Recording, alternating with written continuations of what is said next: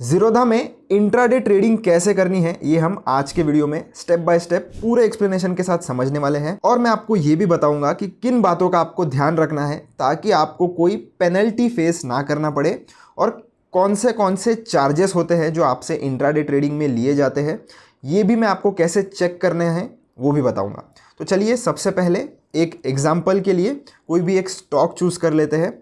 आप स्टॉक में भी इंट्राडे ट्रेडिंग कर सकते हो, ऑप्शंस में भी कर सकते हो, पर मोस्टली अगर आप एक बिगिनर हो तो आप स्टॉक से शुरू कर सकते हो। तो जो भी स्टॉक में आपको ट्रेड करना है उसके लिए आपको सबसे पहले इधर सर्च में आना है। सर्च में आने के बाद आपको स्टॉक का नाम एंटर करना है जिसमें भी आप ट्रेड करना चाहते हो। जैसे मैं एग्जाम्पल ले लेता हूँ IDFC फर्स्ट बैंक का। तो मैंने ये स्टॉक का नाम सर्च किया। NSE BSE आपको दो चीज़ें देखने के लिए मिलती है, कोई भी टेंशन नहीं है, आपको जिसमें बाय करना है सेल करना है जैसे भी ट्रेड करना है आप कर सकते हो। मैं NSE प्रीफर करता हूँ इसलिए मैं इसके ऊपर क्लिक कर लेता हूँ। जैसे ही आप क्लिक करोगे आपको दो ऑप्शन मिलेंगे, एक है बाय का और एक है सेल का।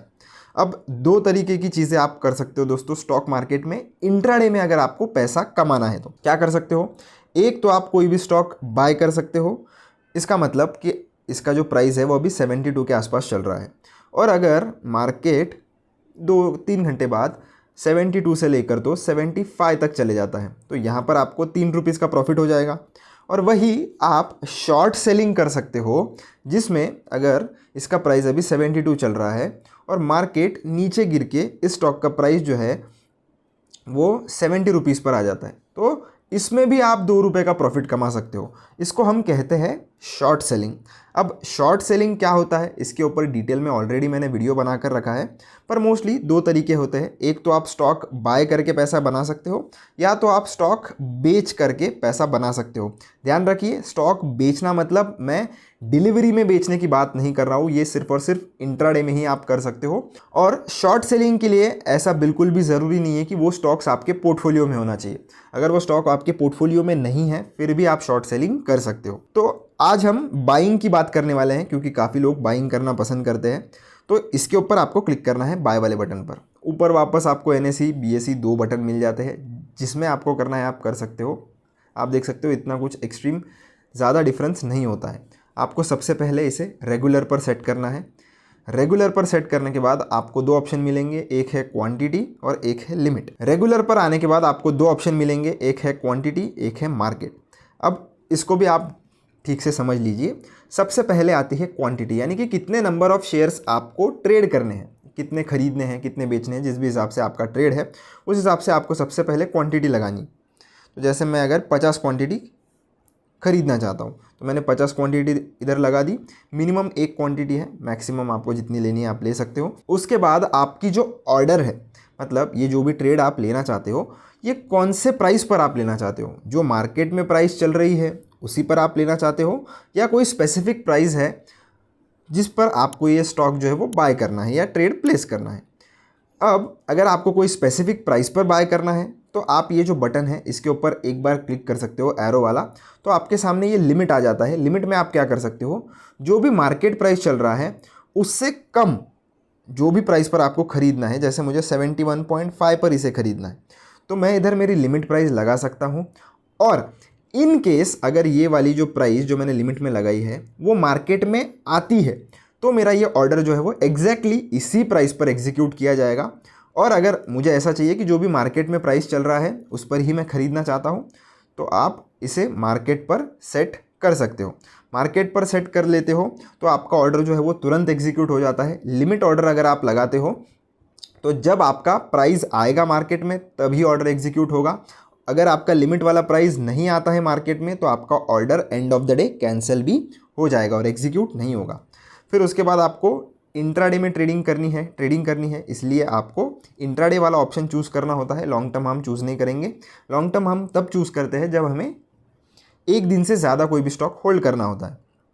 तो इंट्राडे हमने चूज़ कर लिया है। अब आप एक बार ये एरो पर क्लिक करके कितने चार्जेस लगने वाले हैं ये देख सकते हो।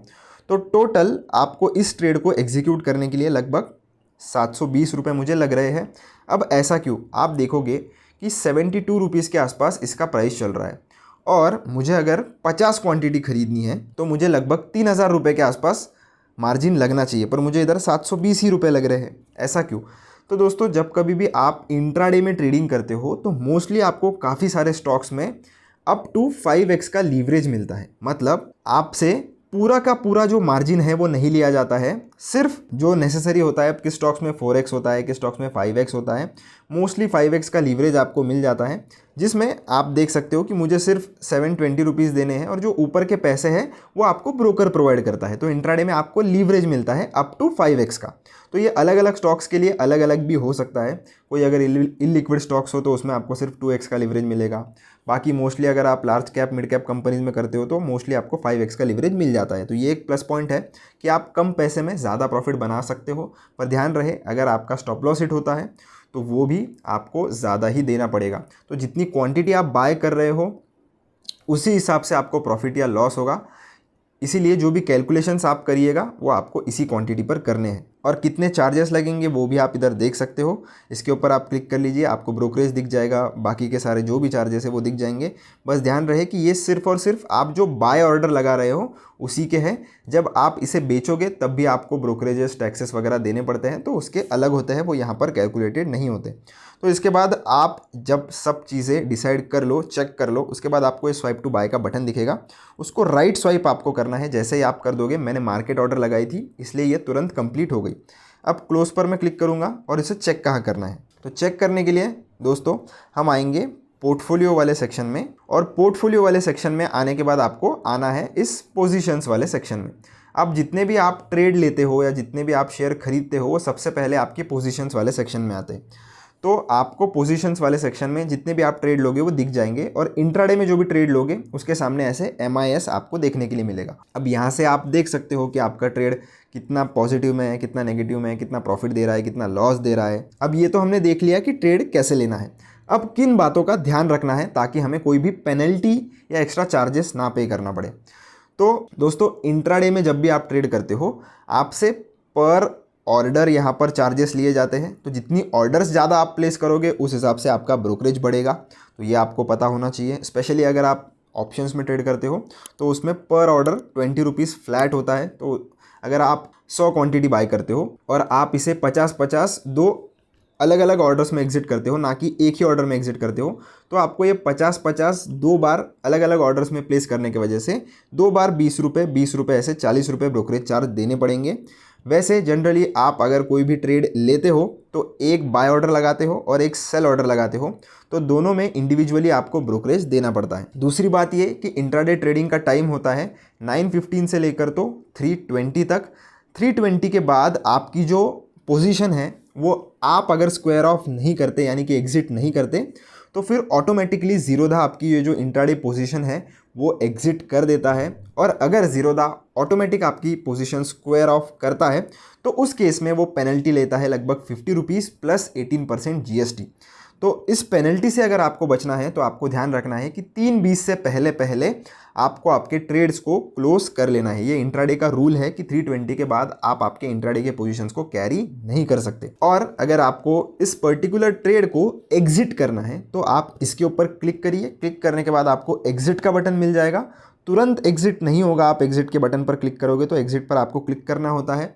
आपको अगर क्वांटिटी पूरी एग्जिट नहीं करनी है, थोड़ी क्वांटिटी करनी है, थोड़ी आपको ट्रेल करनी है, देखना है, वेट करना है, और आधा घंटा 1 घंटा जब तक मार्केट 320 तक नहीं आ जाता आपको अगर वेट करना है, तो आप मल्टीपल ऑर्डर्स में भी आपकी जो बड़ी क्वांटिटी है उसे एग्जिट कर सकते हो। अगर आपको एक साथ एग्जिट करना है तो उस केस में आप पूरी क्वांटिटी इधर लगा लीजिए। इधर इंट्राडे ही सेलेक्टेड रहना चाहिए आपको। तो मैंने पहले ही बोला था कि जब आप सेल करोगे तब भी आपको ब्रोकरेज देना पड़ेगा, तो वो यहाँ पर आ चुका है। और जैसे ही आप ये स्वाइप टू सेल को राइट स्वाइप करोगे आप देख सकते हो ये कंप्लीट हो गया है। इसको मैं क्लोज करूँगा और आप देख सकते हो ये जो ट्रेड है वो हमारा अभी क्लोज हो गया है। टोटल लगभग जो भी प्रॉफिट लॉस आपका होगा वो आपको इधर देखने के लिए मिल जाएगा, और उस पर्टिकुलर पोजीशन का आप इधर देख सकते हो। अगर मेरे पास 4 अलग अलग पोजीशंस होती तो ऊपर मुझे टोटल दिखाई देता, और इंडिविजुअल का अगर मुझे देखना है तो वो मुझे इधर देखने के लिए मिल जाएगा। आशा करता हूँ मैंने आपको सारी चीज़ें इंट्राडे ट्रेडिंग आप कैसे कर सकते हो जीरोधा में बता दी है। अगर आपको फिर भी कोई क्वेश्चन आ जाता है, कोई डाउट आ जाता है, तो आप कमेंट सेक्शन में मुझसे ज़रूर पूछ सकते हो, मैं आपको ज़रूर जवाब दे दूँगा। मिलता हूँ नेक्स्ट वीडियो में। धन्यवाद।